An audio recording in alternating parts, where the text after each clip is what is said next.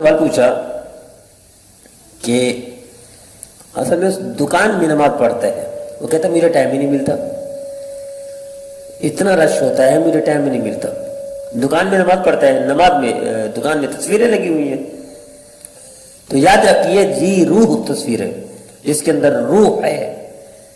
انسان کی تصویریں تو عام ہے نا دکانوں میں، ہر چیز پر کسی مرد کی کسی لڑکی کی تصویر ہے، تو یہ ضرور میں سب سے اوپر درجے کا ہے۔ جس کمرے میں جس دکان میں ذی روح کی تصویر ہو اس میں نماز پڑھنا مکروہ تحریمی ہے، اور سب سے زیادہ کراہت سامنے والی تصویر کی ہوتی ہے جو قبلہ کی جانب ہے۔ لیکن مکروہ تو مکروہ ہے، لیکن میری وہ ہے کہ some thing is better than nothing, بھاگتے چور کی لنگوٹی سے۔ یہ شخص بہانہ بنائے کہ مجھے ٹائم نہیں ملتا، میں نماز نہیں پڑھ سکتا، تو اس نہ پڑھنے سے، اس شکوے سے، اس بہانے سے پھر بہتر ہے وہیں پڑھ لے اور اللہ سے معافی مانگے۔ ہے مکروہ تحریمی نماز، لیکن نہ پڑھنے سے بہتر ہے پڑھتا رہے، اللہ سے مانگے اللہ مجھے رزق ایسا دے، مجھے مصروفیات ایسے دے کہ رزق حلال بھی ہو، طیب بھی ہو، اور وافر مقدار میں بھی ہو، بغیر مشقت کے بھی ہو، اور جو آپ کو پسند ہو اللہ رزق وہی دے دے۔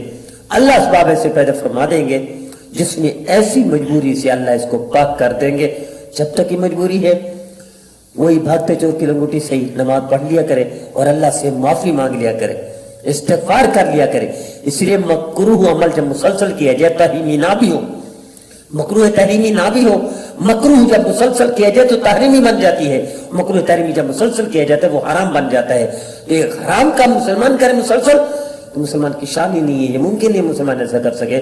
تو اسے استغفار کر کے اس سے تب نکلے، اس کاروبار سے کہ جہاں اتنی مجبوری میں جکڑا ہوا ہو کہ اس کی نماز بھی مکروہ تحریمی والی جگہ پر ہو، تو اللہ سے معافی مانگے، اللہ اور نعم البدل عطا فرمائیں گے، رزق عطا فرمائیں گے۔